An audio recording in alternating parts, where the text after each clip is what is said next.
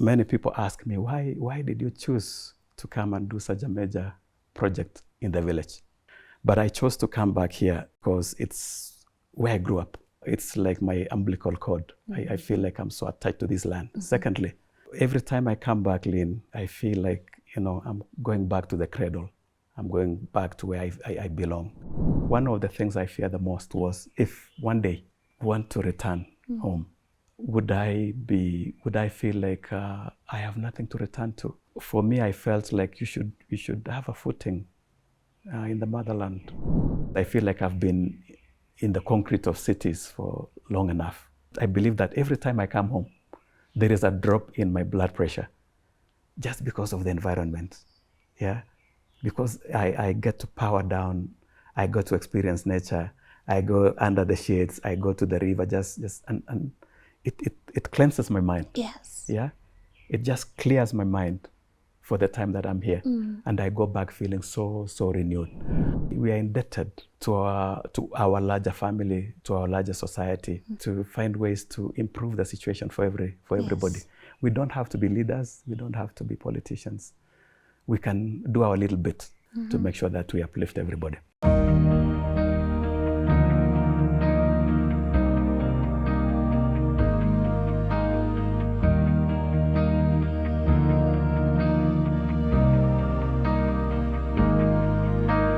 There's something special about people who never forget where they come from. No matter how far life takes them, there's always something pulling them back home. When I sat down with Mr. Kipsang Meli, I quickly realized this was not just going to be a conversation about a beautiful home. It was also a conversation about resilience, faith, and purpose. He knows what it feels like to have nothing. He knows what it means to go through difficult seasons, keep believing in yourself when life is not going your way, and to slowly build a life that reflects everything you've worked and prayed for.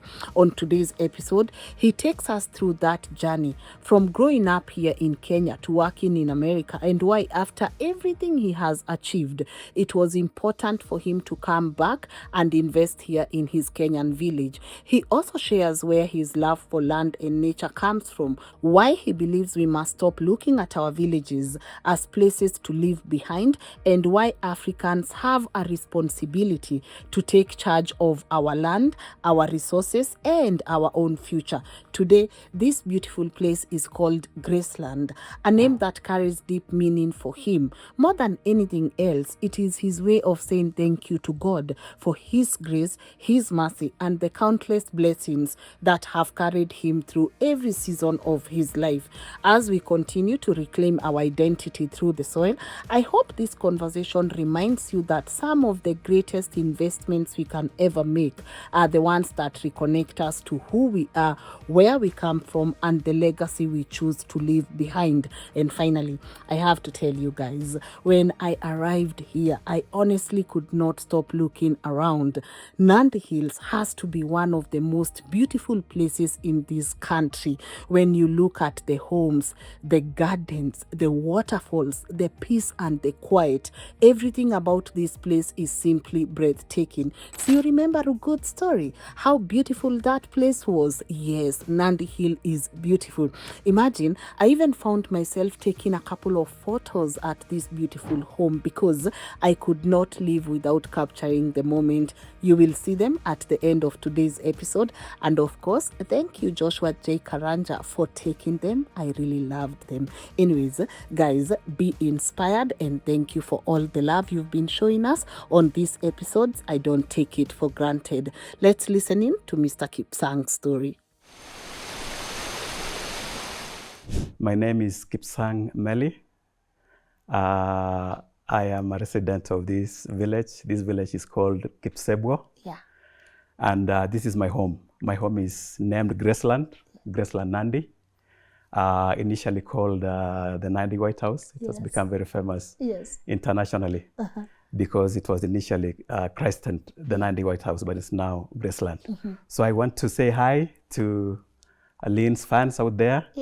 Welcome to this show. Welcome, Lynn and your crew. Thank you. This is my home, but at the moment, I am based in the US. Yes. I live in the state of Maryland, where I've been for a long time. and where my family is. I have 2 boys they were here with me a few weeks back, but they left with their mother to go back to the States. So I just want to extend the invitation as well, because they knew that you are coming here, and they told me to make sure that I welcome you warmly and to say hi to your fans out there. I appreciate it. Thank you so much, Lynn. I really do appreciate Thank even you. the opportunity to come, sit down and have this conversation with you.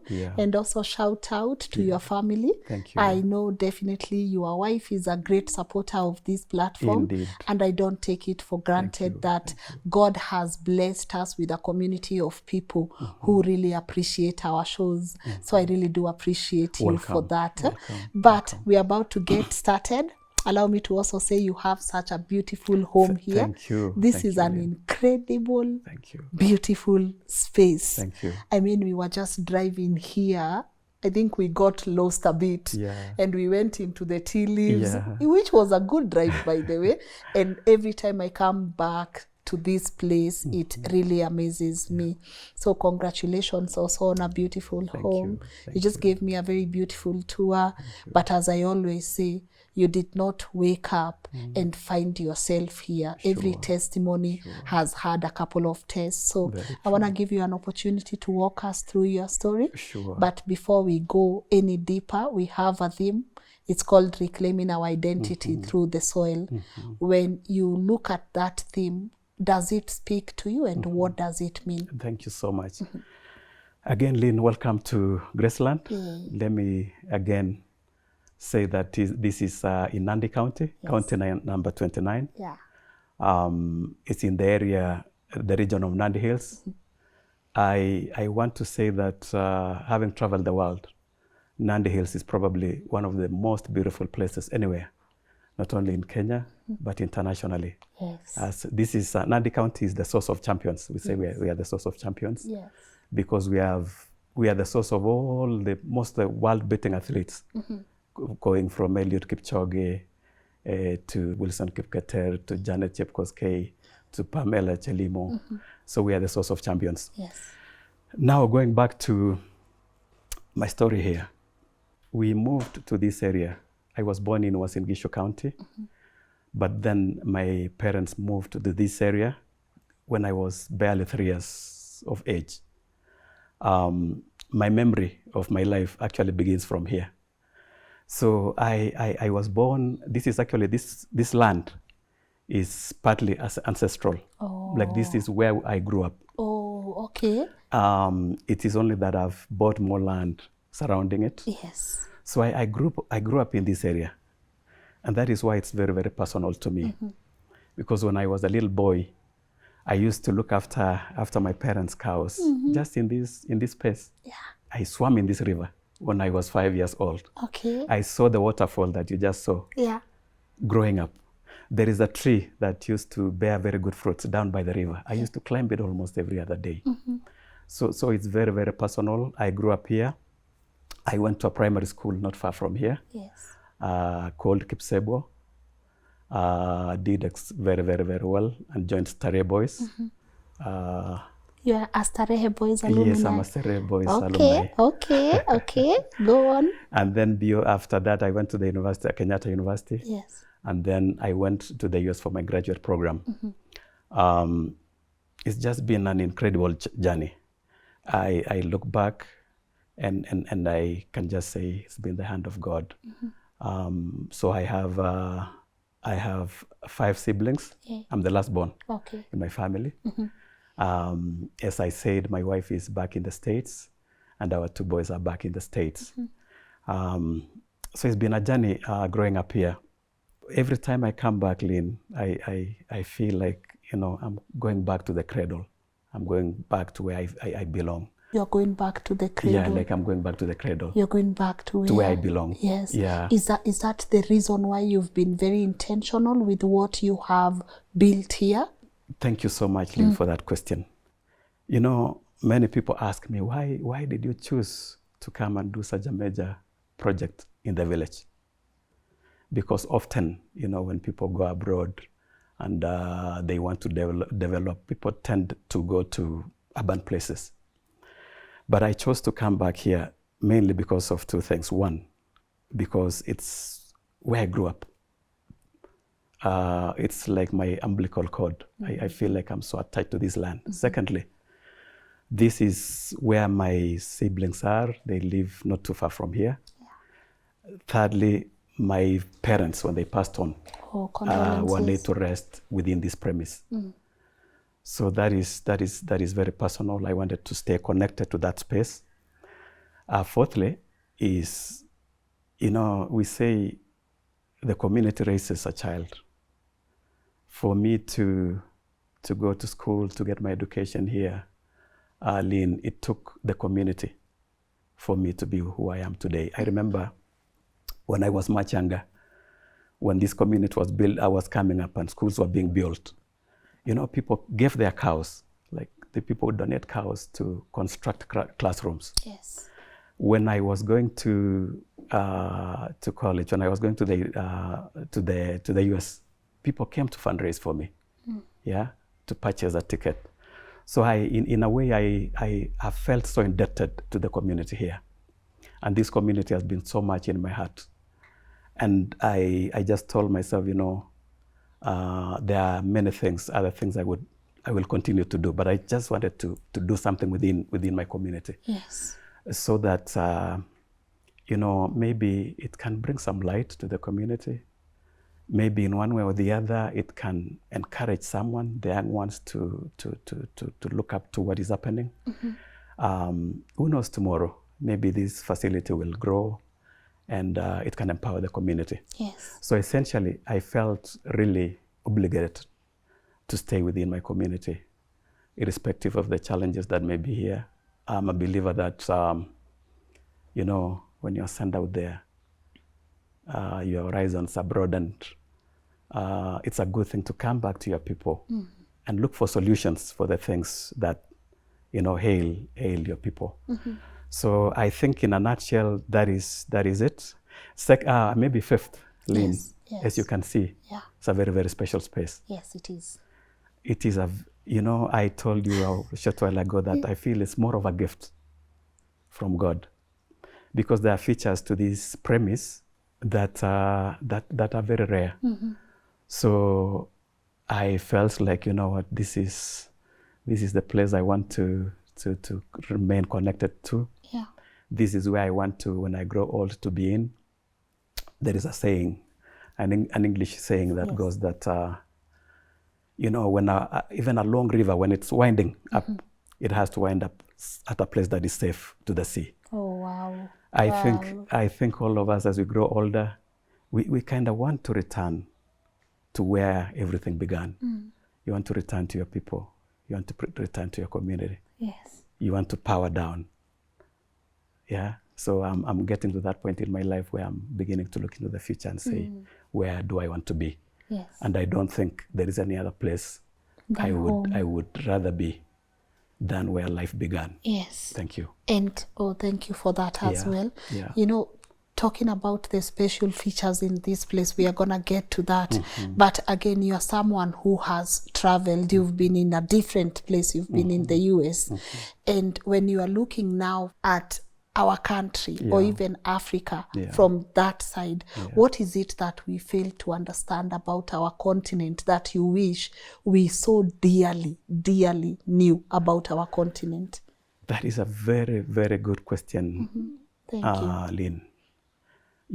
When the people I meet in the US who have been to Kenya treasure this country more than us. When you've lived out there where you have 3 seasons a year, sometimes the winter can be so biting.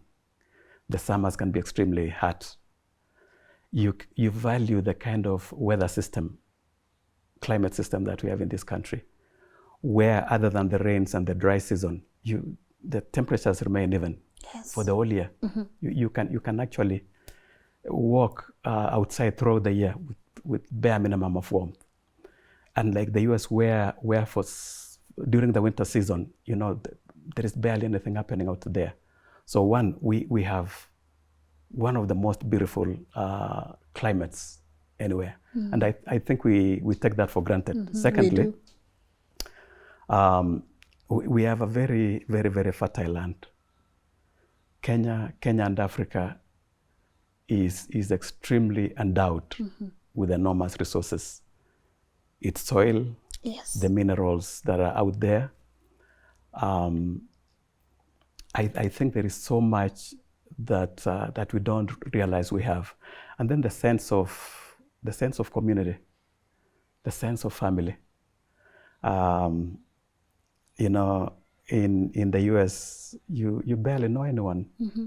In the neighborhood that we've lived in for close to 15 years, we barely know anyone, because life is so very much individualistic. Yes. So there is a sense of community here. Like Lynn, you can step into my space and feel feel that you're home. Yes. And you feel truly so. Yeah. The other thing that I think we fail to realize, Kenya has a very informed society. Very, very informed. We have very, very gifted people in this country. We have very, very educated people in this country. Yes. So I think that is what we fail to see, and that we have a lot of opportunities, either be it in farming. Of course, I know sometimes we have the challenges of employment. Yeah. But the soil, as you've been talking about, Yeah, the soil. Sister Lynn, Yeah. has such great potential. If we turned back to it, it will sustain us and it will make us to prosper. Yes. I love, and it's already, these are the signs, because what you've put in here, the foundation has definitely been this great soil that we also take for granted, right? Very true. But I had a chance to enjoy a tour in this place, and you're a very good tour guide, by the way. You took me around. Thank you. And that has been very beautiful. Yeah. But as you said, this place was known as the Nandi White House, but now it's Graceland. It's Graceland. Why change of name from that to Graceland? You know, there is a phrase, I hear people say, make us a remark all this, wanasema ni Mungu. Ni Mungu. Si ni Mungu. Ni Mungu. Even for you. Ni Mungu. Even for you to come all the way from Nakuru to this point, yes, it just took the hand of God. Yes. You know, Lynn, I'm a Christian. Yeah. And I profess my faith because I want to say that I've seen the hand of God. Let me just go back in time in my life. When we moved to this area, it was only with my mom. My dad was somewhere else, so I came with my mom and my other siblings. And we were coming with a lot of challenges, growing up we faced a lot of challenges. Our first house, my mom's house, was just across the wall here. Yeah. And it was a small grass-thatched house. And we lived in that house through primary school, through high school. You know, during the rainy season, it would be very difficult. When we came here, one thing that made me to really choose to believe God was when we came here, I became very sick at the age of 4. Very, very, very sick. Lynn, I think I almost made it to the statistics of the young children who don't make it to adulthood. For close to 2 years, I was extremely, extremely sick. My parents took me to all sorts of places, dispensaries. To date, I don't know what it was, and it's a testimony that I'll bear for the rest of my life. Yeah. So when I still remember my mom, you know, she would lay me outside under a shade and do the house chores. I still remember the sunny mornings. I would just sleep there, and I would look across the river at the other side and see younger children playing, and I could not join them. Yeah. But my mom would pray. My dad would pray. And at some point, initially I didn't know what it meant. I just also started to pray. Told God, you know what? I need to come out of this. Interestingly, one day, just one morning, it's a testimony, maybe one day I'll put in a book. Yeah. An elderly lady just came to our home. It was around 10 in the morning. She was a mother to one of our neighbors here. He used to live up here. So she had come and heard from the son Yeah. that I was very sick. And this lady was an herbalist. She had come from very far. She had just come to visit the son. Yes. So she heard about my predicament and just decided to come and check on me. So she came, elderly lady. She came and looked at me and then told my mom, I think I know what is ailing your child. She just told my mom to wait for a minute, and she just went to this river. You see this river down here? There are bushes and there are shrubs, and there were bushes then. Yeah. And then within a few minutes, she just came with a handful of leaves, just a handful of leaves, and told my mom to grind it. Just grind it into small bits, just crush it. And just told her to tie it on my tummy, because that is where the problem was. Yeah. And because she was going to catch a matatu that was going to a place, there were specific times that the matatu used to pass here. She just gave her the instructions and told her, just do as I tell you. You know, my mom just wrapped the very leaves on my tummy. But she gave her very firm instructions that it should not exceed 30 minutes. That it should not exceed 30 minutes. And then she just left. So my mom just tied the leaves on my tummy. I lay there. And then I think she got caught up with our chores. Yeah. It took longer, so I could feel this burning sensation. Yes. So I called out to her and she came back. You know, by the time she unwrapped the leaves, I mean, my stomach was in boils, to show you how powerful that medicine was. So she removed it. I stayed. That night I slept. I didn't feel any pain. The following morning, I never felt any pain again. So I had to deal with the wound because she had left the medicine longer than was required. Yeah. From that day, I never had that problem again. Wow. And I started school. And so in a way, I feel like I saw the hand of God. Yes. Literally save me in a way, in a very mysterious way. So that is why I felt that it took the hand of God to come out of that situation. Yes. Secondly, I've seen the hand of God. Another thing, when I got to class 8, Yes. you know, my family did not have the resources to put me through high school. I had watched my older sisters get married. My older brother just drop out of school, so as to take care of us. But you know, when I sat for my exams, I came on top in the exams, in the national exams in the district here. Yeah. And I was selected to go to Starry Boys. And I had a sponsor from Finland who paid every penny for me to go through school. Wow. So my parents did not have to pay even a single penny. Zero. I went through high school, went to college, had the opportunity to go to the US. And even in the US, I feel that God has walked with me and my family every day. And so when it came to choosing what to call this place, you know, the Nandi White House had become very famous. I could have stuck to that for branding. And marketing. Yeah, and marketing. Aesthetics. But then one night I just thought about it and said, you know, it's just been the grace of God. Going back to what he was saying, it's Mungu. Yeah. I've seen God walk with me and hold my family. And to this point, I cannot claim to say that I've done much. I can say maybe I had a dream, I have forecast, but in the long run, it's taken the grace of God to get me to this point. So that is why you see the name Graceland at the gate. Yeah. Thank you for sharing. And I wanted to entrust the future to God, to that grace, to sustain this place, to sustain my family, to sustain the vision we have, but more so,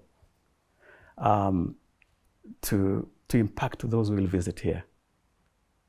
You know, I pray that when they come to this space, they'll be encouraged and they'll be persuaded to remember that there is a higher grace that is higher than our situations in life.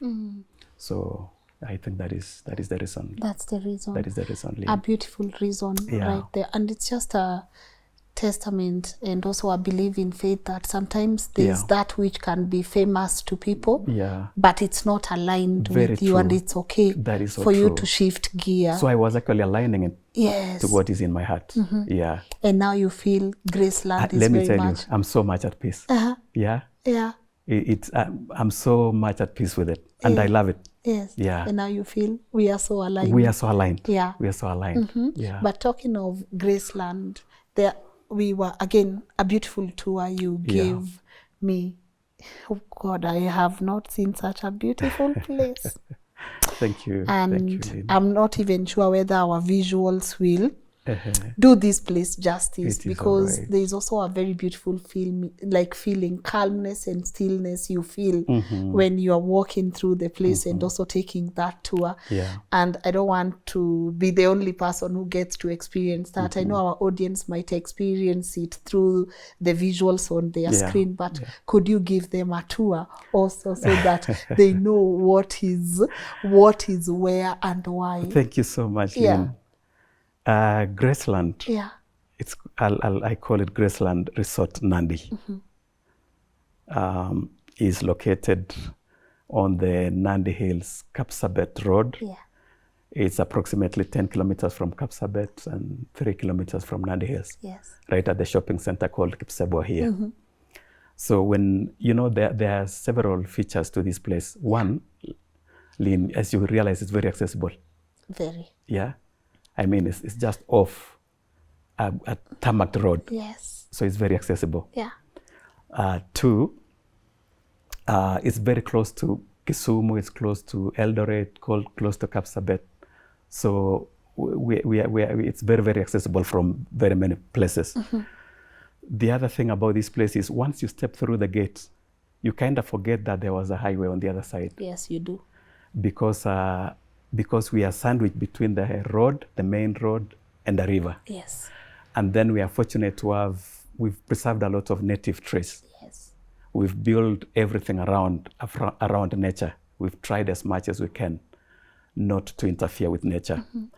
Of course, when you come here, you come to this White House. And then we have the chill spots that you've seen, Lynn. We have a lawn down here. We have 3 decks at the riverside. And you can see, as you saw, Lynn, I named the decks and the bridge in a certain way. If you can recall, I named one of the decks after my sons. I have 2 boys. One is Baraka, the other one is Sifa. So I dedicated one pavilion to them, because they are the most precious thing in my life, together with my wife. So I wanted to dedicate that to them. A pavilion represents, the grace and the love of God. I want, my prayer as a parent, as a father, is for God to shelter them in the pavilions of his love and to sustain them even beyond me. So I want that in future, when they come here, even when I'm not there, they'll know that that their father committed them to the everlasting arm of God. You also saw the bridge. And I named it New Hope Bridge.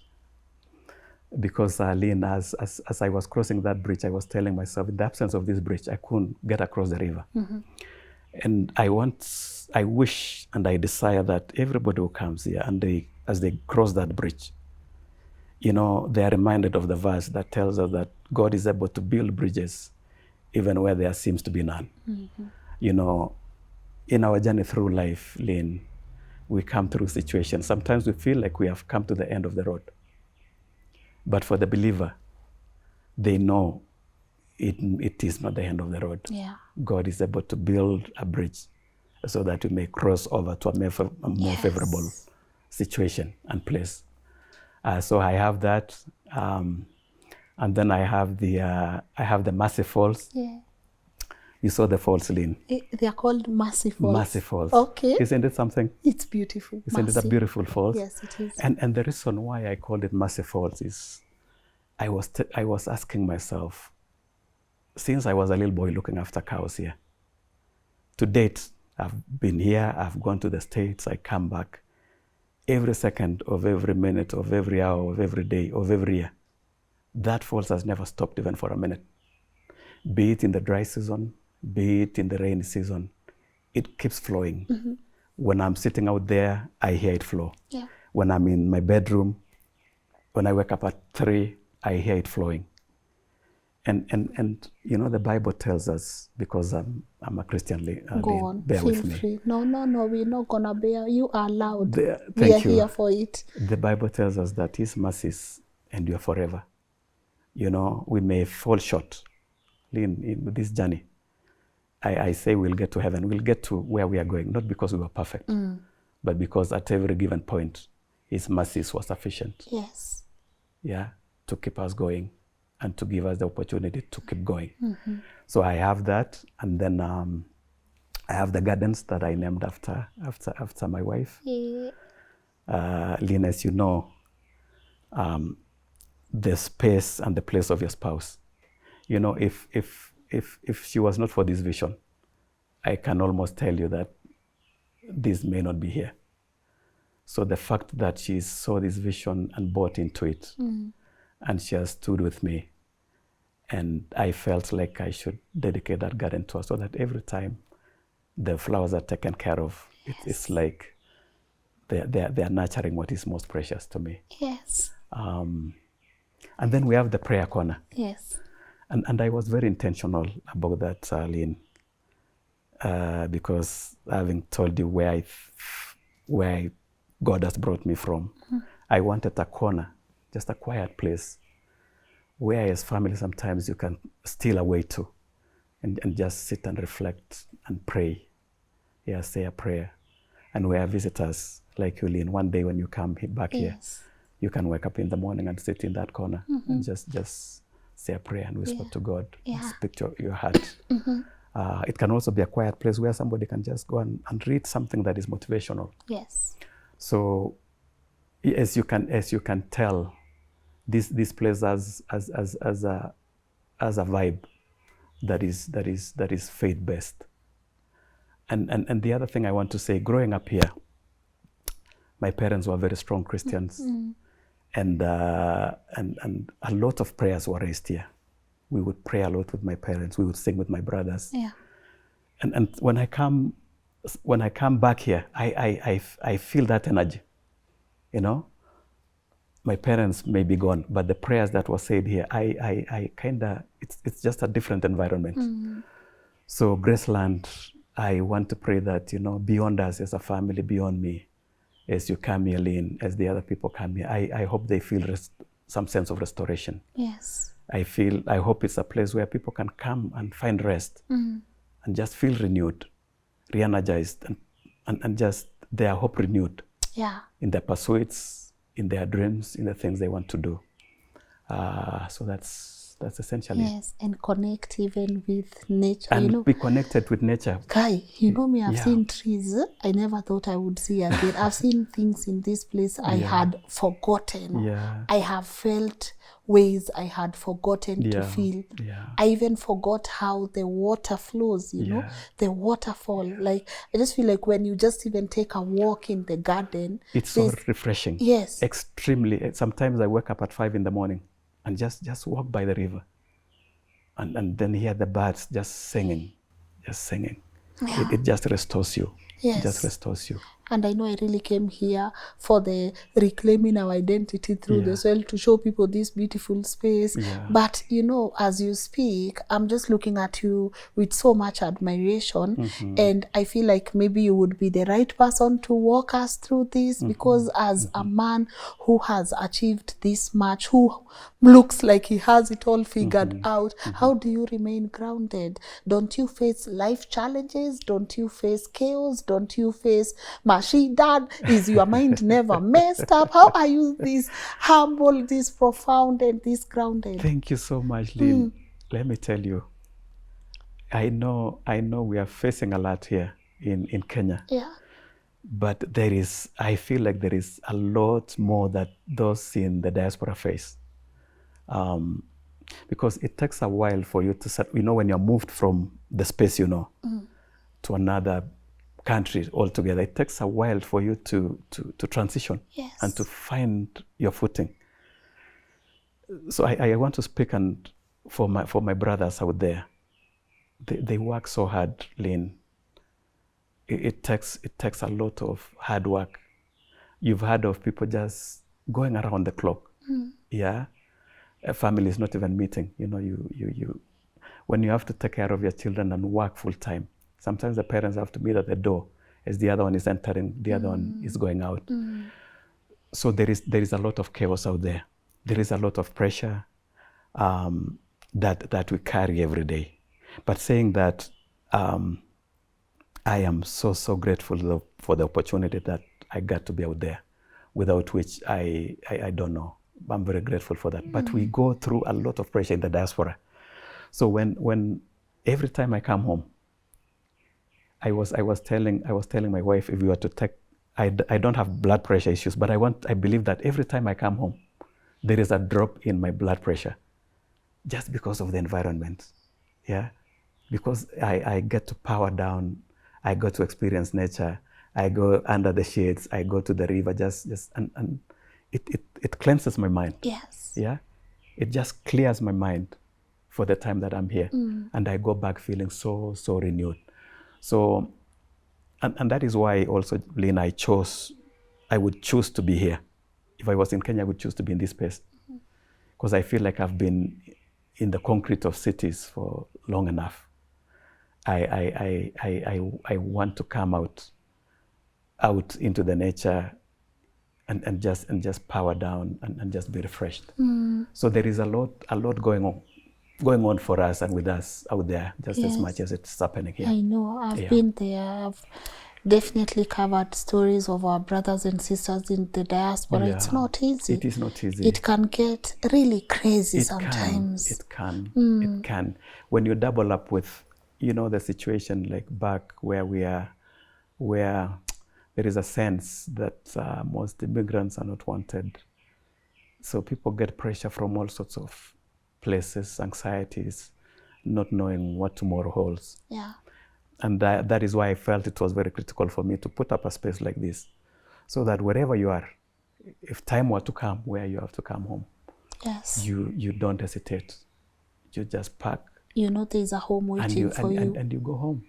And you go home. And you go to your people. Yeah. Was it an easy decision for you? Because again, we are looking at a lot of investment here.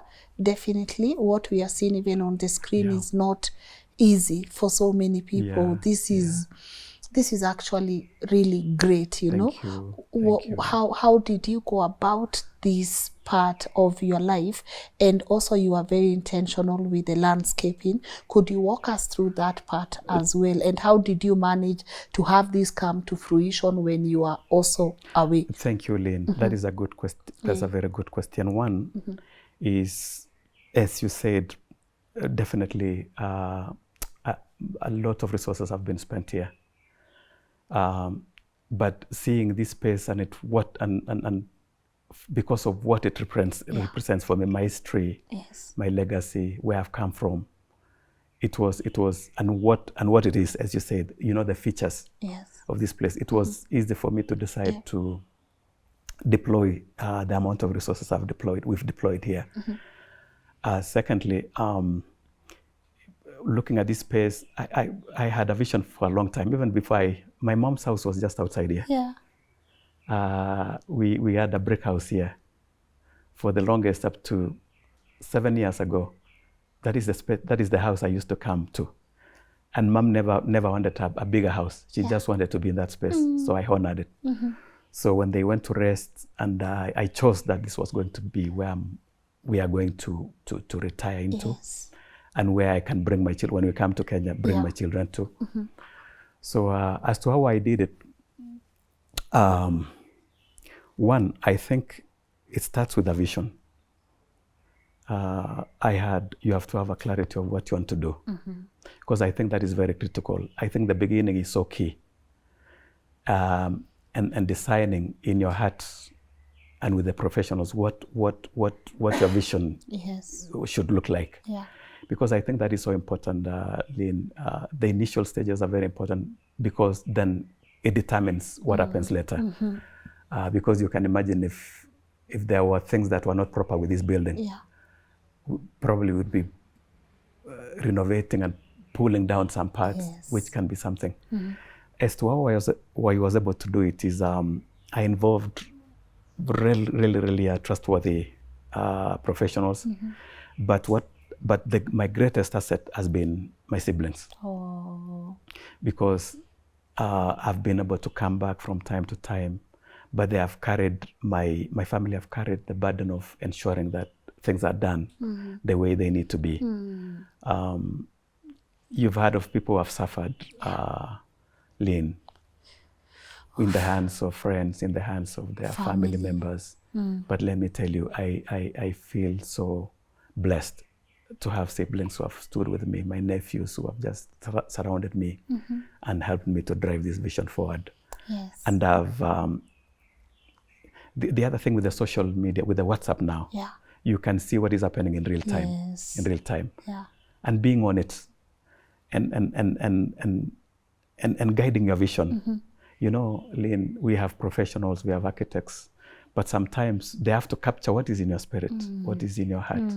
So I was very intentional about speaking out and making sure that what was in my heart was captured. As you've seen the landscaping, I've had many people do the landscaping. Yeah. There is a gentleman who did the upper part of the premises, and then another one who did the middle part. And then there is maybe it's 50% that I've done with local fundis, just giving them guidance and giving them a picture of what I want to be done. So I think in essence, that is what has happened. But in terms of applying the resources here, I didn't have a doubt because my heart is there. And initially I put up this house, I never thought of sharing it until I saw the amount of interest. People have. Because you have no idea how many people knock on that gate every day, every night, thinking that they just want to get in here. They think that it's a place they can come and see. They can just come. So when it got to that point, I said, you know what? Maybe because we have enough space, we can live here. We are still far out there. We have the other side of the river. Yeah.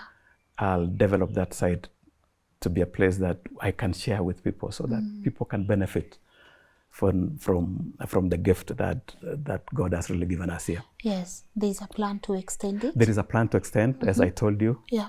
I'm going to put up a restaurant very soon on the other side of the river. Yes. And then there is a phase 2 where we'll do the cottages on the other side of the river.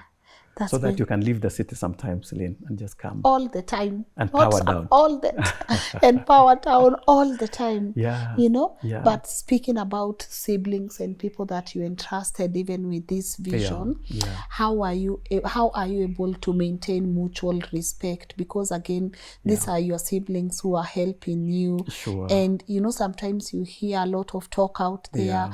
Au you ako diaspora, that's where anaongelesha ndugu zake vibaya. How are you able to maintain that mutual respect with your siblings and the rest of your family members? I think from the onset, we've been a very tight-knit family.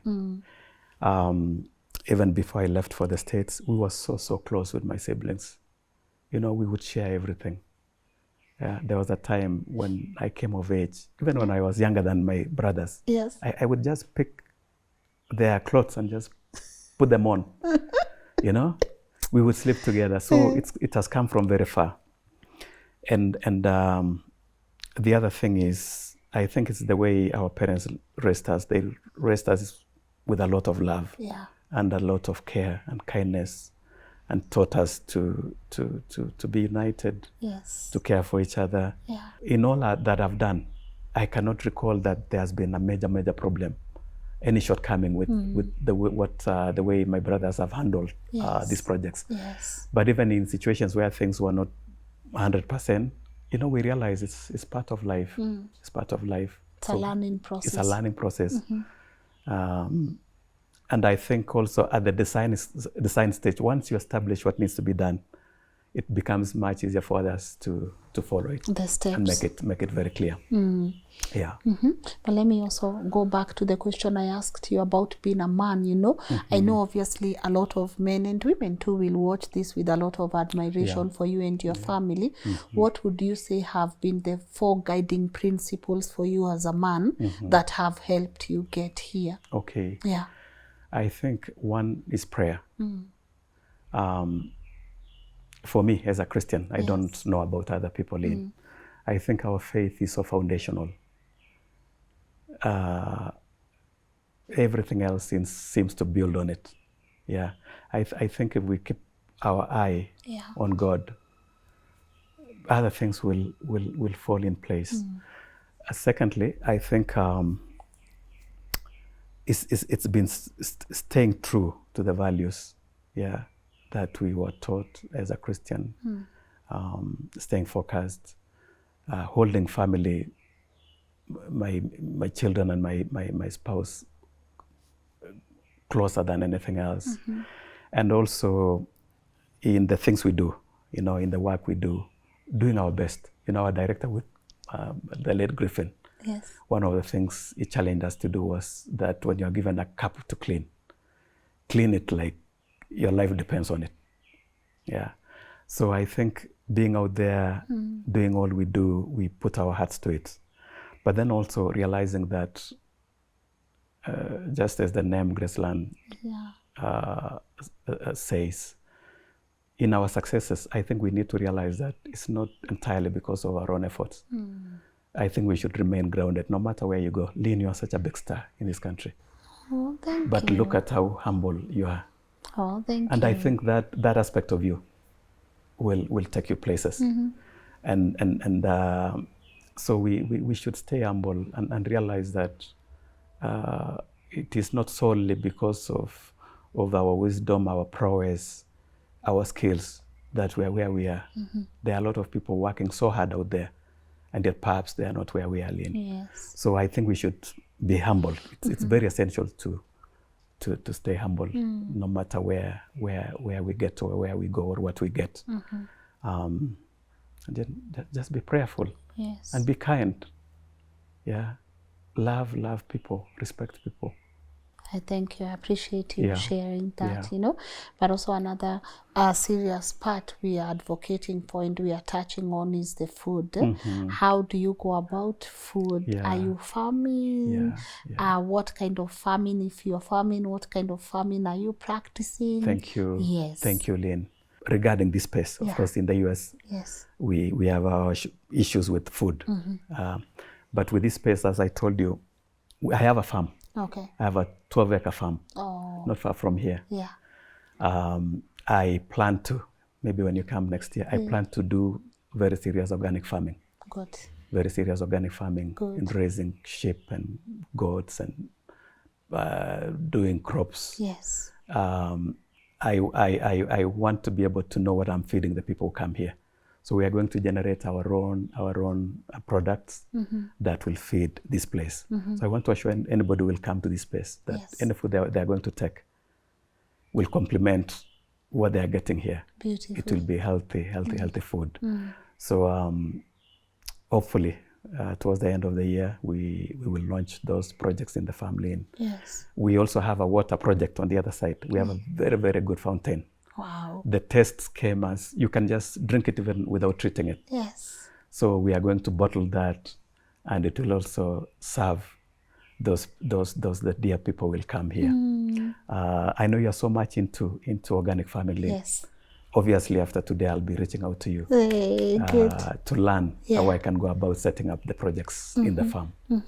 Good. Yeah. Go you. Yeah. Proud of you on that one. Thank we you. have to really take ownership Very true. of even the food that we are consuming. And I'm so happy to see so many people giving it a chance. Yes. But also a lot of people, even on the platform, some of the people we've documented, they've given a chance on their villages. Yeah. They are out there building very beautiful structures in their villages. We just sat with a couple of people from Nyabohanse, the likes of Marwa, who are doing incredible things in those villages. When you see people now coming back to the villages that raised them, how does that make you feel? It's a very special feeling. Yeah. It's a very, very special feeling. One, because it's where we belong. There is a sense of, you just feel like you're coming home. But secondly, because really, we are indebted to our larger family, to our larger society, to coming back to find ways to improve the situation for everybody. We don't have to be leaders. We don't have to be politicians. We can do our little bit, just as you are doing, Lynn. Yeah, you are empowering people in ways you'll never know. You too. Yeah, so do use your platform to empower others. Those of us in the diaspora will come back to our communities and do what we can to make sure that we uplift everybody. Yes. Yeah. I love that. Yeah. And honestly, I can't wait for this space to open up to so many people. Like, I genuinely want people to come and experience what I have experienced. I know it's not open to the public yet, but I hope it's also a gift that you get to share with so many other people who can just come here and man, the vibe, the feel like I just want to finish right now and still go back to the river. That is how beautiful this space Thank you so is. much, Lynn. And I can't wait for you to open it up and welcome people into this place. Yes, we are working towards that. As you know, Lynn, I wouldn't want to open up when we are not very ready. We want to be able to accommodate people and make sure that they feel their best when they are here.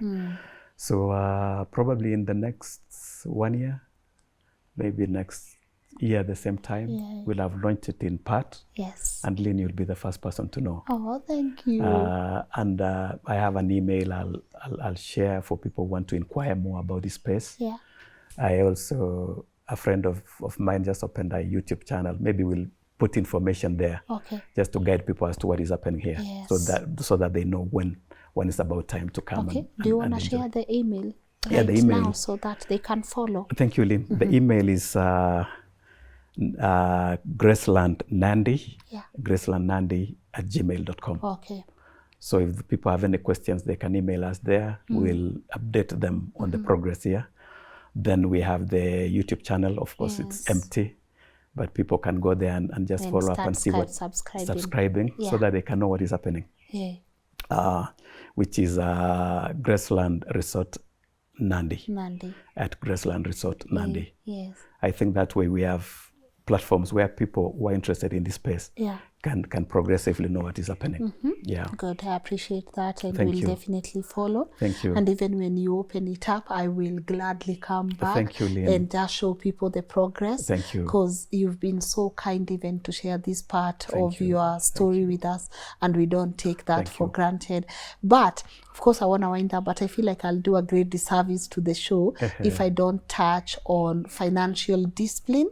Because sometimes also it's also tricky that we have opportunities out there, but we have nothing to show at home. How have you navigated that, and what advice would you give someone who is maybe battling that? Thank you so much, Lynn. You're so right. You know, like especially for those of us out in the diaspora, sometimes you feel like the clock is ticking. There could be people who have chosen to spend their lifetime in the US and retire there, and that is great. But there are those who feel like there should be milestones. You know, I know one of the things I feared the most was if one day I want to return home, would I feel like I have nothing to return to? Because it's very possible. The US, being away out there, sometimes time has a way of just passing. And you grow older, things change, you don't have the same energy that you had. So for me, I felt like you should have a footing in the motherland, so that one day, if when the time comes for you to go back, you you say thank you and come back. Mm-hmm.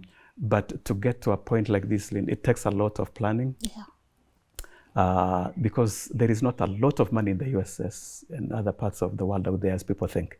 It takes a lot of very intentional planning and having milestones. Like, this is a project that was in my heart 10 years ago.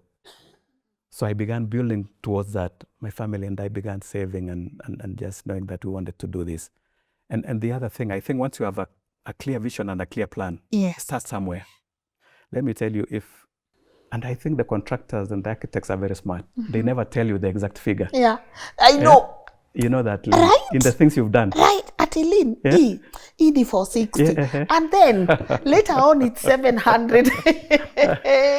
You know, sometimes I look back years down the line and I laugh. And I say, and I tell myself, maybe it was good for them to do that, because maybe I would have been scared. You would have said, up. you know what, I may not be able to do this. Yes. But looking back, progressively, I've done it. And once you begin, somehow God makes a way. Yeah. But I think it's very important to have a very clear vision of what you want to do, so that as you set off, you are setting off in the right direction. I think it's very, very important. Yes.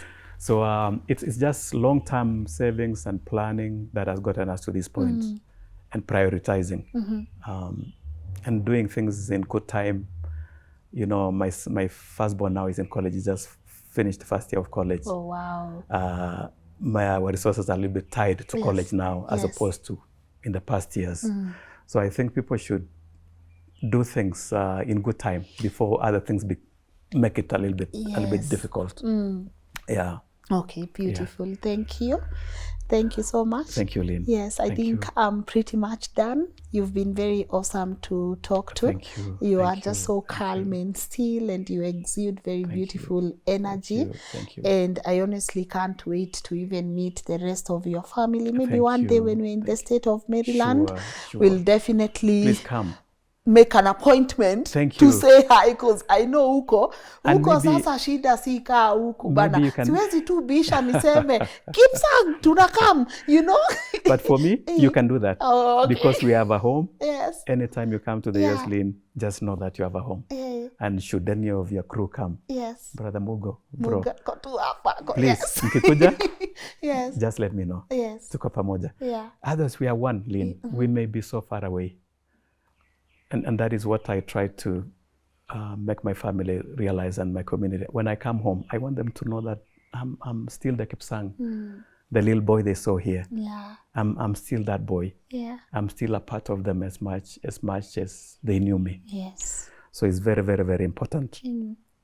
So Lynn, let me just take a moment to really thank you for coming here. Oh, thank you. My family and I follow you religiously. Thank you. A lot of my friends follow you so religiously. So to imagine that you are in this space, you are in Graceland, Kipsang's premises, is so heartwarming and very, very humbling. I just pray, Lynn, that God will continue to expand you and use you to make a difference, not only in our country, but even globally.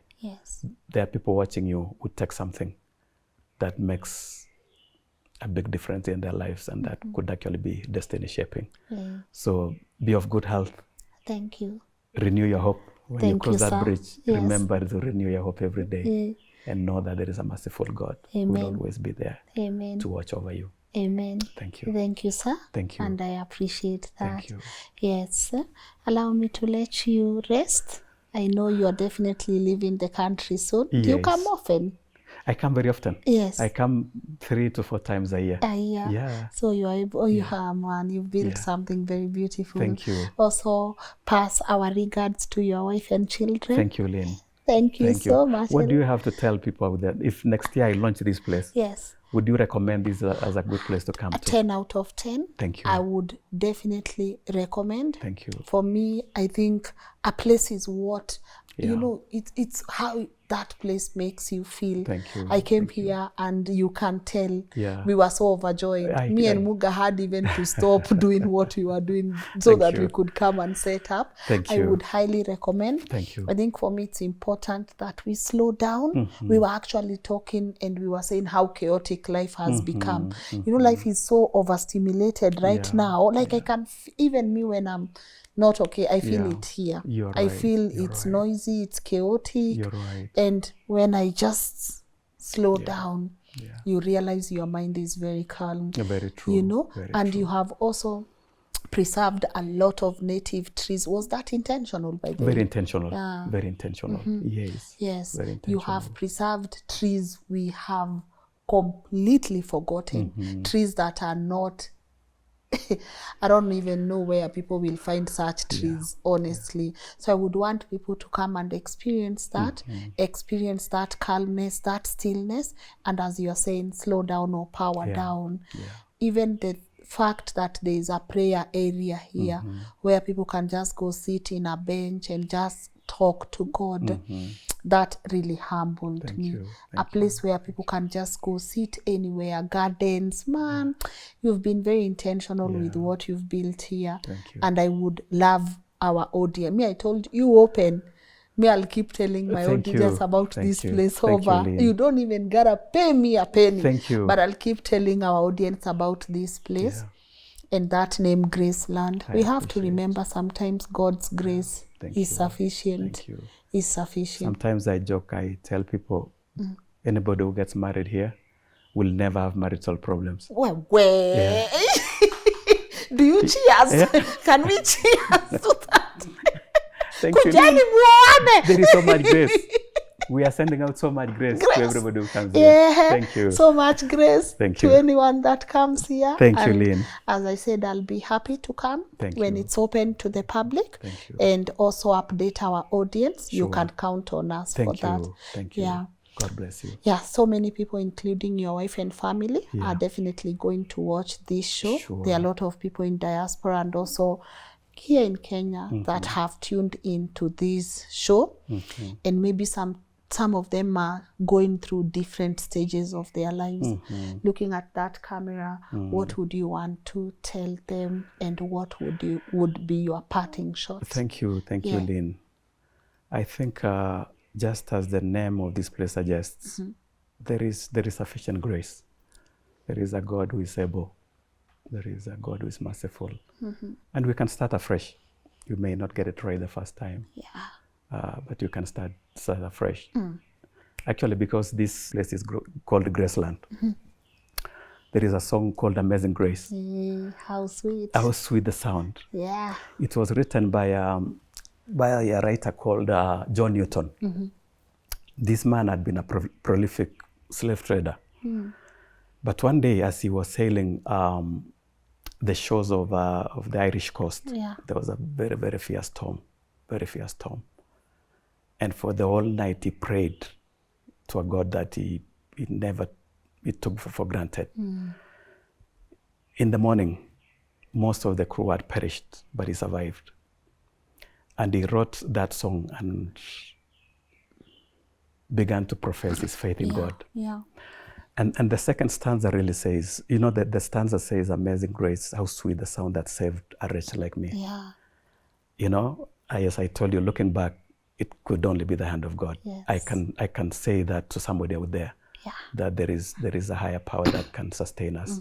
And the second stanza says, through many dangers, toils and snares, I have already come. God is able to carry us through all our situations. Let's trust in Him. Let's renew our hopes every day. Let's work hard. Let's stay focused. And let's stay connected to the soil. And to the environment and to nature, and take care of nature. Thank you, Lynn. I appreciate that. Thank you. Amazing grace. Amazing grace. How sweet. The sound. That saved. A wretch like me. You've said maybe you might not have gotten it right the first time. But you can you can start again. Start again. You can start again. Thank you. Thank you, I Lynn. feel like we were in a preaching session today. You have really, really come through. Thank you. For our audience, even Thank you, for Lynn. myself. Thank you. And I really do appreciate Thank it. you. Yes. Thank you, Lynn. Shall we wind up? Sure. You're good? God bless you. Kabisa. Sana. Ufikishe salamu. Nitafikisha. Ambia watu nashukuru. Amen. Na usalimiane sana sana. Salamia nanyi pia. Yes. Mkitoka hapa. Yes. Kwenda popote mtakapoenda. Yes. Mwasalamie marafiki zetu. Yeah. Wakenya wenzetu. Yes. And for the fans. Yeah. Continue subscribing to Lynn. Yeah. And we wish you the best wherever you are in your own stations, in your quarters. Yes. Thank you so much. I appreciate it. Thank you. Thank you, Lynn. That was such a beautiful, I feel like we came here for the fulfillment of our hearts. I feel like we came here for that positive energy. We came here for the beautiful vibes and for the assurance that no matter what it is that you've gone through in life, God's grace is sufficient. It's absolutely sufficient. So thank you so much, guys, for tuning in. I hope you have been as inspired as I have been. And I think for me, my greatest desire is for this place to open up so that you guys can come and experience what me and the team have experienced here. By the way, I believe God gave us the trees, the rivers for a reason. I believe these places were given to us by God for a reason. He knew what he wanted to do in our lives. And I also know some of you are watching this and they are like, I will Lynn, mi nitapata yangu kama hiyo Lini. Be still and know that he is God. Your time is coming. And for me, I always say, my intention with these shows is for you to look at people like Kipsang and see where they've come from, and for you to believe that if God has done it for Kipsang, he can surely do it for you. So do not give up on yourself. I know right now you are watching this and you are like, man, Lynn, I've lost faith. Don't lose faith on yourself. Do not lose faith on yourself. God says, be still, and he knows the plans that he had for you. The plans that he has for you, he knows that. So be encouraged. As always, I love hearing your feedback on the comment section.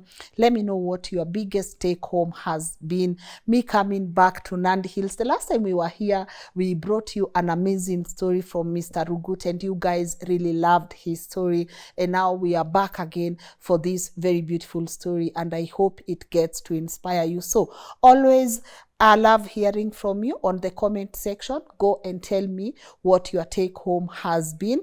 And I love reading those comments. And when you see the love hearts, the replies, yes, that is me connecting with you guys on the comment section. So don't be shy. Go and let me know what your take home has been. If you want to follow Graceland and when they will be open to the public, I'm gonna leave that email on the screen. Yeah, you can always check up with them, and also their YouTube channel. Go subscribe so that when they have updates, you can be able to follow that. Yes, I know we are also talking about reclaiming our identity through the soil, and I know, yes, some people unfortunately do not have ancestral homes to go back to. Some people don't even have a place they can say, Lynn, huku ndio mimi nilizaliwa. And that is why we are also working with amazing people who are bringing you credible properties. Yeah, I want to say thank you to everyone who has purchased our property in Ngugi with Hekalu. Yes, Hekalu came, they launched a beautiful property for you, and you guys, I think it's actually 80% sold out. So I want to say thank you. So if you're looking for a piece of land, talk to our people at Hekalu. They have land in Ngugi and Konza, and they can be able to plug you with a property of your choice. Also check out Yaval. Yaval is just few minutes from our farm in Kanya Farm. Yeah, I know I haven't given you updates on our farm because a lot of things are happening, but next week we're in the farm filming and bringing you guys up to speed. So I'm gonna give you those updates. But if you want for us to create a community in Ngugi, remember we also have Yaval. They have a great property almost next to our farm that you can go and check out. That said, because I feel like today's conversation was very, I think it was very fulfilling. I want to plug in my mom's In Love book on your screen right now. She has an amazing book that you guys can be able to purchase, and I'm gonna put in the details of the book so that are storing that book. So also, if you are looking into something that you can be able to read, something that is going to motivate you and something that is going to nurture your faith, you might want to grab a copy of this book on your screen. And also let me know if you get to read it. Let me know your views and if it really inspired you. Sawa. All said and done, thank you to my amazing team. Yeah, I get to drive and come to these places with incredible people. I keep saying you get to see me in front of this screen, but amazing people get to film and put these episodes together. So thank you so much to my incredible team and my other team members who are in the office. I don't take you for granted. Yeah, nawapenda sana team LNN. Let's keep impacting one life at a time. And also, if you want to share your story on our theme, reclaiming our identity through the soil, you know what to do. Go to our email info@lnn.digital or lynn.ngugi@lnn.digital and send me a brief of your story. So thank you so much for tuning in. Love you guys. Bye-bye.